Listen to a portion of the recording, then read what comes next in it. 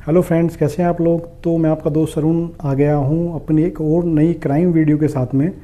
दोस्तों, आज की जो वीडियो है ये वीडियो बेसिकली दिल्ली में जो अभी 22 तारीख में एक लड़की का जो मर्डर हुआ है, जो IRS अधिकारी की बेटी थी, उसी के सिलसिले में मैंने ये वीडियो बनाया है। इस वीडियो में दोस्तों जैसा कि जो कुछ फैक्ट्स मुझे लगे, तो उस फैक्ट्स के बारे में जैसे मैंने देखा तो लगा कि इसके बारे में बात करनी चाहिए। जिस तरीके से ये लड़के ने जो इसमें हत्यारोपी है, जिसका नाम राहुल मीणा है, और जिस तरीके से इसने विभत्स हत्याकांड को जो अंजाम दिया है, उस लड़की का रेप किया गया और उसकी पोस्टमार्टम में उसकी नाक की हड्डी पाई गई है। तो दोस्तों, ये जो घटनाक्रम है, ये घटनाक्रम किस प्रकार से हुआ है, तो जो दूसरा ये जो अपराधी है, ये इसकी एज जो है मात्र 19 साल की है। 19 साल की एज में इस तरीके का अपराध, ये दोस्तों एक हमें सोचने को मजबूर करता है कि हमारा जो समाज है और जो युवा पीढ़ी है वो किस तरफ जा रही है। तो चलिए दोस्तों, इस वीडियो को स्टार्ट करते हैं। ये बेसिकली जो घटना हुई है, ये घटना हुई है दिल्ली के साउथ दिल्ली इलाके में। और ये जो लड़की एक IRS अधिकारी की बेटी थी, और ये लड़की IIT पास आउट थी और UPSC की तैयारी कर रही थी। और इसकी एज जो है वो मात्र 22 साल थी। मात्र 22 साल की एज में उनके घर का एक पुराना नौकर था जिसका नाम राहुल मीणा है, उसने इस हत्याकांड को अंजाम दिया है। अब ये हत्याकांड के बारे में जो बताया जा रहा है, उसमें बताया जा रहा है कि जो राहुल मीणा है, ये सुबह के टाइम इनके घर पे आता है। घर पे आने के बाद में ये गेट खुलवाने के लिए बोलता है, बात करता है, उनको बताता है कि भाई मुझे आंटी ने पैसे लेने के लिए बुलाया है। और इस तरीके से जो है ये उस लड़की के साथ में बातें बनाता है। पहले तो उस लड़की को विश्वास हो जाता है कि भाई हो सकता है ऐसा, लेकिन जब उसे शक होता है तो वो उसका विरोध करती है। और जब वो इसका विरोध करती है तो वो वहीं पर रखा हुआ जो टेबल लैंप होता है वो उसके सर पर दे मारता है।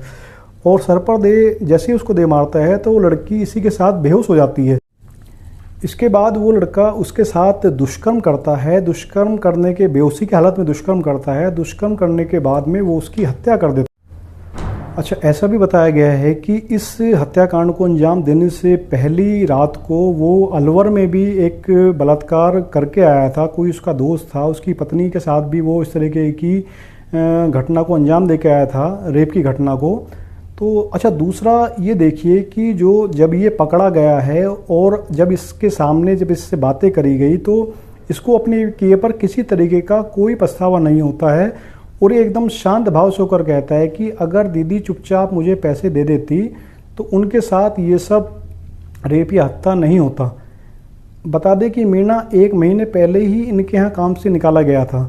तो इसलिए उसको जो परिवार उस लड़की ने इसी वजह से उस पर भरोसा किया, भाई हो सकता है इसके पैसे रह गए हों, ये अपने पैसे लेने के लिए। अच्छा, ये सुनने में आया है कि जो इसके पिता हैं, इसके पिता पहले जहाँ पे जो लड़की के पिता IRS अधिकारी हैं, जिस दफ्तर में तैनात थे, वहाँ पर इसका जो पिता है वो भी किसी पोस्ट पर काम करते थे। उनके ही सिफारिश पर इसको उनके घर पे नौकर रखा गया। और उसके बारे में बताया जाता है कि इसको 20,000 सैलरी और साथ में बोनस भी दिया जाता। अच्छा, इसके साथ घर में बहुत अच्छा बर्ताव किया जाता था, किसी तरीके की कोई दिक्कत नहीं होती थी, टाइम पर सैलरी दी जाती थी। इसको भी जो उनके घर का सब भेद पता था कि भाई उनके घर का क्या नक्शा है, कहाँ पर उनकी चाबियाँ रहती हैं, और लोगों का वहाँ पर क्या शेड्यूल है, किस समय लोग आते हैं, किस समय जाते हैं। तो ये सब चीज़ें उसको पता थी, और किस समय कौन एंटर हो रहा है, क्या है, तो इस सब डिटेल्स की जो जानकारी है वो उसके पास रहती थी। अच्छा, जिस समय उसने घर में एंट्री ली उस समय भी उसको पता था कि भाई इस समय जो लड़की के माता पिता हैं वो जिम में जाते हैं, उस समय लड़की घर में अकेली रहती है। लड़की का एक भाई है जो किसी मतलब इंटरनेशनल कंपनी में काम करता है। तो ये सब जो जानकारियां हैं ये इस लड़के को पहले से थी, और ये इंटेंशनली सब चीज़ों को जानते बूझते हुए उसने वहाँ पर एंट्री करी। अच्छा, इसके अगेंस्ट में कई सारी चीज़ें जब सबूत के तौर पर वहाँ देखी गई। CCTV फुटेज में जो ये राहुल है, ये सुबह 6:30 बजे कॉलोनी में नज़र आया। इसके अलावा इसको जो 6:50 पे घर के अंदर प्रवेश करते हुए भी देखा गया। इसके अलावा दोस्तों, उसने जो घटना को अंजाम दिया ये तकरीबन 6:55 से लेकर 7:20 के बीच में अंजाम दिया है। और इसके अलावा 7:25 पे ये घर से भागता हुआ भी दिखाई दिया है। और 8 बजे जब वो लड़की है उसके माता पिता घर पहुंचते हैं तब उनको इस घटना का पता चलता है कि उनकी बेटी के साथ में क्या घटना घटी है। और इसी बीच जो ये घर से जो है जो आरोपी है राहुल मीणा, ये घर से तकरीबन 2.5 लाख रुपए भी उनके घर से और कुछ ज्वेलरी भी लेकर भागा था। और ऐसा भी इसने बताया कि जब ये लड़की मर चुकी थी तो खींचकर नीचे लेकर आया, उसके जो हाथ से उससे फिंगरप्रिंट्स ने खुलवाने की कोशिश करी लेकिन जो कामयाब नहीं हुआ, तो उसने किस तरीके से जो भी वहाँ पर तोड़कर ताला तोड़कर जैसे भी है उसने वहाँ से 2.5 लाख रुपए निकाले और वहाँ से फरार हो गया। वहाँ से भागने के बाद ये इधर उधर मारा फिरता है। फिर ये एक ओयो होटल में जाकर ठहरता है और जो पहली रात ये जिस लड़की का बलात्कार करके आया था अलवर में, उसी का मोबाइल ये यूज़ कर रहा था। और उसी मोबाइल को ये जो है जो ओयो का जो आपका वाईफाई होता है, वाईफाई से कनेक्ट करता है, वहीं से इसकी लोकेशन का पुलिस को आइडिया लगता है और जाकर पुलिस इसको वहीं से दबोचती है। उसके बाद इसको थाने थाने ले जाकर इससे पूछताछ करी जाती है। और अगले दिन इसको जो है 9:45 पर पुलिस घटना वाले स्थान पर सीन को रिक्रिएट करने के लिए इसको लेकर जाती है। वहाँ पर पूरा सीन जो है वो रिक्रिएट किया जाता है। इसके साथ ही जो पूरा इलाका है उसको घेर लिया जाता है और सुरक्षा के लिहाज से बैरिकेड कर दी जाती है ताकि कोई भी व्यक्ति वहाँ पर मौके पर ना पहुँच सके। क्राइम सीन रिक्रिएट के दौरान राहुल से पूरी प्रक्रिया जो है वो दोहराई जाती है। उसने कैसे एंट्री करी, कैसे उसने जो है किस तरीके से वो अंदर गया है, फिर उसने क्या किया है और किस रास्ते से फ्लैट के अंदर पहुंचा। जांच के दौरान ये भी सामने आया कि आरोपी ने चाबी का इस्तेमाल कर घर का दरवाज़ा खोला और सीधे जो है वो स्टडी रूम में गया। और पुलिस ने उससे यह भी समझा कि घर के अंदर किसकी जगह पर क्या क्या गतिविधियां और किस तरीके से उसने पूरी वारदात को अंजाम दिया। उसने अपने मुंह से पूरी जानकारी पुलिस को बताई कि किस तरीके से उसने क्या क्या एक एक सीन उसने पुलिस को बताया और बड़े शांत तरीके से बताया। तो ऐसा लगा कि भाई ये एक बहुत ही शातिर व्यक्ति है। और एक ये बहुत ही, जैसा पुलिस ने बताया कि मानसिक विकृति का व्यक्ति लगा कि इसकी जो मानसिक, इसको जो एक तरीके से विकृति बोल सकते हैं, क्योंकि इसको बताया जाता है कि इसको जो पैसा मिलता था ये जुए में, कॉल गर्ल्स पे, इन्हीं सब चीज़ों पर इस पैसे को ये लुटा देता था। और ऐसा पता चला कि जब घर पे कोई मालिक इसके नहीं होते थे तो ये वहाँ पर भी कॉल गर्ल्स को बुलाया करता था। इसके अलावा जो सीन रिक्रिएट किया उसके अंदर दिल्ली की एफएसएल टीम जो मौजूद थी उसने हर एक मूवमेंट को प्रॉपर्ली रिकॉर्ड किया और खुद घटनास्थल पर जाकर जो बड़े अधिकारी थे उन्होंने इस चीज़ का मुआयना किया, क्योंकि काफ़ी एक हाई प्रोफाइल मामला था, एक बड़े अधिकारी की बेटी के मर्डर का मामला था। तो इसमें पुलिस कहीं भी किसी पॉइंट पर कोई भी कोताही बरतने के मूड में नहीं है।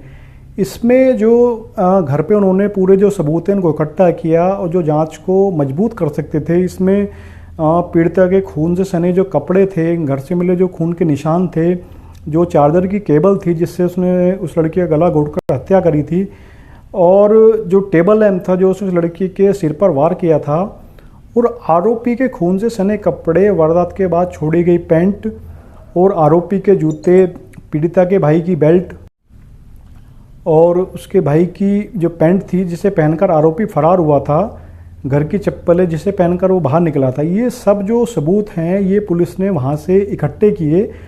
और जांच के दौरान पुलिस को कुछ वहाँ पे चमचीद गवाह भी मिले जो वारदात से पहले आरोपी को जिन्होंने देखा था और बताया था कि हाँ इसको हमने यहाँ पर देखा है। इसके बाद राहुल मीणा को बिल्डिंग से निकलते भी लोगों ने देखा, उसकी और उससे लोगों की बातचीत भी हुई। उसके अलावा पड़ोस में जो काम करने वाले ड्राइवर ने भी आरोपी को वारदात से पहले देखा और बताया कि हाँ पुलिस को, तो इससे पुलिस को सारे जो हैं वो इनपुट मिले कि हाँ भाई एक्चुअल में ये जो आरोपी है ये आरोपी। अच्छा, दूसरा पुलिस ने आरोपी की निशानदेही पर 2 मोबाइल भी जब्त किए हैं, जिसमें से एक फ़ोन पीड़िता का बताया जा रहा है और दूसरा मोबाइल वही चोरी का मोबाइल है जिसका इस्तेमाल आरोपी फरारी के दौरान कर रहा था, जिसकी वाईफाई की कनेक्टिविटी से उसकी लोकेशन का आइडिया लगा। अब जो ये मोबाइल है इसकी जो फ़ोन की कॉल डिटेल्स है और डेटा है उसकी प्रॉपर जांच की जा रही है ताकि पता चल सके कि इस बीच में इसके साथ कोई और शामिल तो नहीं था, या ये किस किस के संपर्क में रहा, या इससे पहले इसके दिमाग में क्या चल रहा था, इसकी किस किस से बात हुई है, तो वो सब जो डिटेल्स हैं वो पुलिस प्रॉपर खंगालने की कोशिश कर। इसके अलावा जो आरोपी है, आरोपी का एक पोंटेसी टेस्ट भी करवाया गया है। पोंटेसी टेस्ट जो होता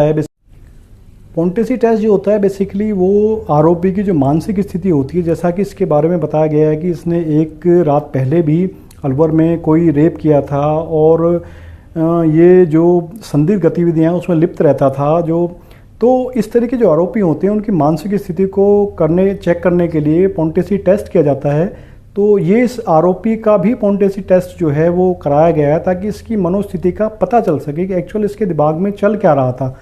और ये बेसिकली इससे पहले इस तरीके की जो उसने घटनाएं, कोई और घटना, क्योंकि एक घटना तो अलवर में आ चुकी है सामने, इसके अलावा कोई और इस तरीके की घटना तो इसने अंजाम नहीं दी है कि जिसका पता ना चल सका हो, या इसके कोई और इस तरीके के साथी तो नहीं है जो इसके साथ इस तरह की गतिविधियों में इन्वॉल्व रहते हैं। तो इस चीज़ से पुलिस को काफ़ी हेल्प मिलेगी इस केस को मजबूत करने में और इस तरीके के जो अपराध होते हैं उन अपराध पर लगाम लगाने में। तो दोस्तों अब खैर चलिए, वो जो बच्ची चली गई है वो वापस तो नहीं आ सकती है। काफ़ी होनहार लड़की बताई जा रही थी, आईआईटी पास कर चुकी थी, यूपीएससी की तैयारी कर रही थी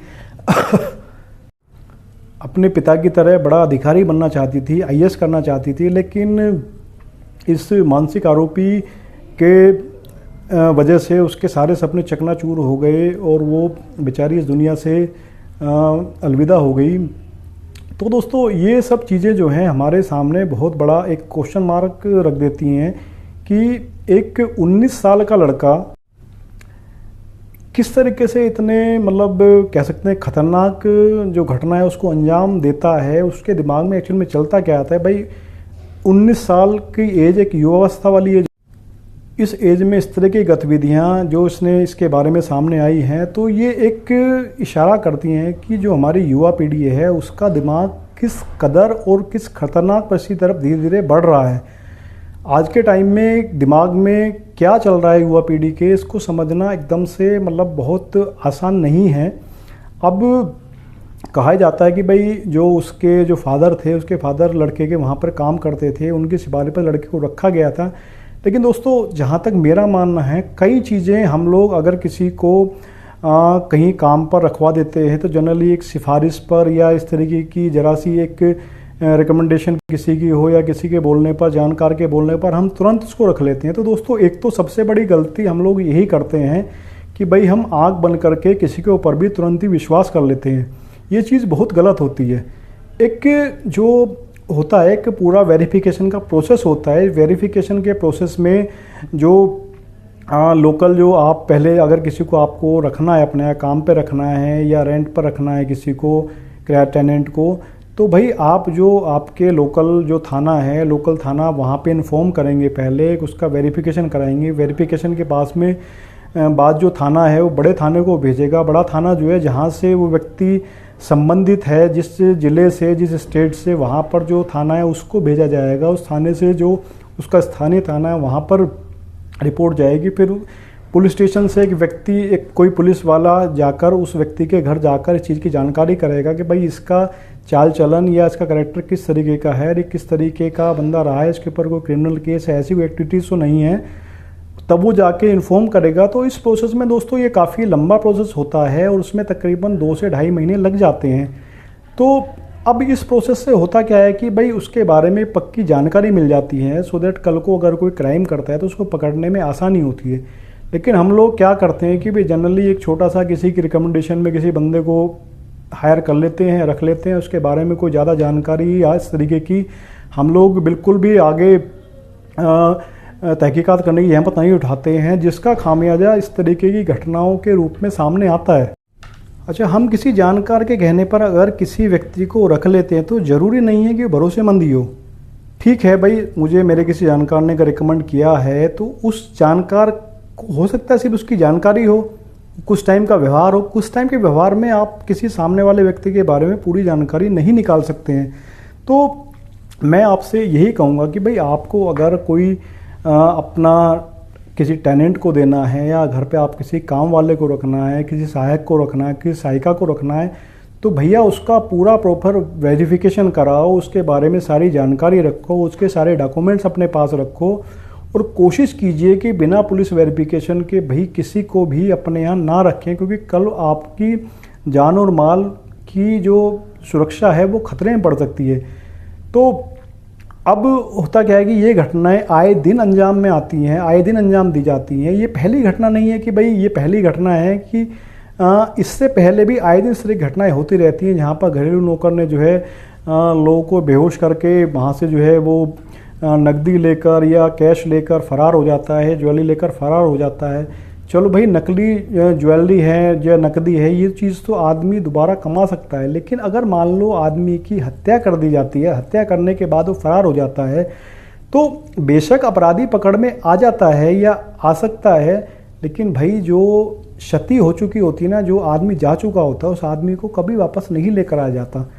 तो दोस्तों मैं इस घटना से जो आरोपी है राहुल मीणा, उसकी मानसिक स्थिति का आकलन भी पुलिस अब धीरे धीरे कर रही है, लेकिन इस एज में इस तरीके का जो घृणित मानसिक विकार उसके सामने पुलिस को जो उसका रूप दिखाई दिया है, उसको देखकर पुलिस भी काफ़ी अचंभे में है कि भाई इस एज में इस तरीके का मतलब घटनाक्रम करना या इस तरीके का दिमाग में मानसिक विकृति भरी होना, तो ये सब चीज़ें बहुत ही खतरनाक स्थिति की तरफ इशारा करती हैं।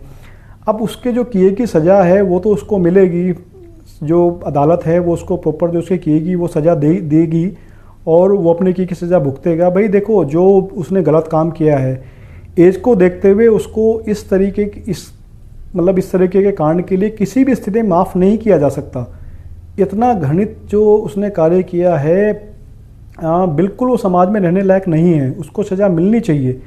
लेकिन भाई उसको सज़ा मिलने के साथ में ऐसा नहीं कि ये चीज़ें ख़त्म हो जाएंगी, ये चीज़ें धीरे धीरे समाज में बढ़ रही। इससे पहले आपको ध्यान होगा कि निर्भया वाला कांड हुआ था जिसमें 4 लड़कों को फांसी की सज़ा दी गई थी, वो भी दिल्ली का ही कांड था। उसके बाद काफ़ी चीज़ें हुई, काफ़ी कानून में सुधार करने की कोशिश भी की गई, लेकिन अब होता क्या है कि हम कुछ टाइम चीज़ों को याद रखते हैं, उसके बाद भूल जाते हैं, क्योंकि हमें लगता है कि भाई कोई भी जो मतलब घटना है वो हमारे साथ नहीं हो सकती। बट दोस्तों ये हमारा सोचना बहुत गलत है, कोई घटना कभी भी किसी के साथ भी हो सकती है। तो प्लीज़ आप लोग सेफ रहिए। अगर आपको कोई अपना घर किराए पर देना है, किसी घरेलू सहायक को रखना है, किसी सहायिका को रखना है, तो भाई उसको बिना प्रॉपर वेरिफिकेशन कराए उसको बिल्कुल मत रखिए। सिर्फ जो रिक्रूटमेंट एजेंसी है सिर्फ उसके कहने पर या किसी जानकार के कहने पर आप अपने आप बिल्कुल किसी को मत रखिए, उसका पूरा प्रॉपर वेरिफिकेशन कराइए। बेशक उसमें टाइम लगेगा, आप टाइम दीजिए भाई, आपकी टाइम देकर आप उस काम को अपने आप कर सकते हैं कुछ दिनों तक, लेकिन भाई आपकी जो सबसे पहले आपकी जान माल की सुरक्षा है, सुरक्षा अगर आपकी नहीं है तो फिर वो सब चीज़ें आपके लिए बेकार हैं। तो खैर चलिए, ये जो घटना है इस घटना से हमें यही सबक मिलता है कि भाई आगे से अगर कोई भी आपको अपने इस तरीके का कोई भी मतलब कर्मचारी रखना है, सहायक रखना है या कोई भी आपको रखना है टेनेंट, तो भाई उस चीज़ की प्रॉपर वेरिफिकेशन कर लिए। चाहे देखिए कितना भी बड़ा कोई व्यक्ति हो, घटना किसी के साथ भी हो सकती है, जैसा कि इस केस में हुआ है।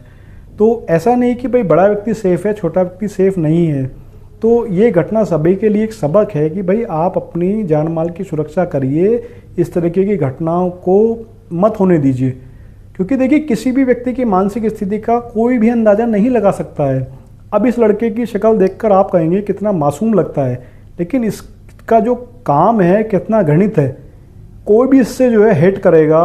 लेकिन अब ये बिल्कुल शांत है, इसको किसी तरीके का कोई पछतावा नहीं है। तो चलिए खैर दोस्तों, मैं इस वीडियो को यहीं पे समाप्त करता हूँ। बाकी जो इस तरीके की घटनाएं होती रहती हैं मैं उसके बारे में वीडियो लेकर आता रहता हूँ। आगे भी आपको इस तरीके की जो घटनाएं होंगी उसके लिए मैं आपको आगाह करता रहूँगा, वीडियो बनाता रहूँगा। तो ठीक है दोस्तों, आप सेफ रहिए, स्वस्थ रहिए, वीडियो को आगे शेयर कीजिए। धन्यवाद दोस्तों, थैंक यू सो मच।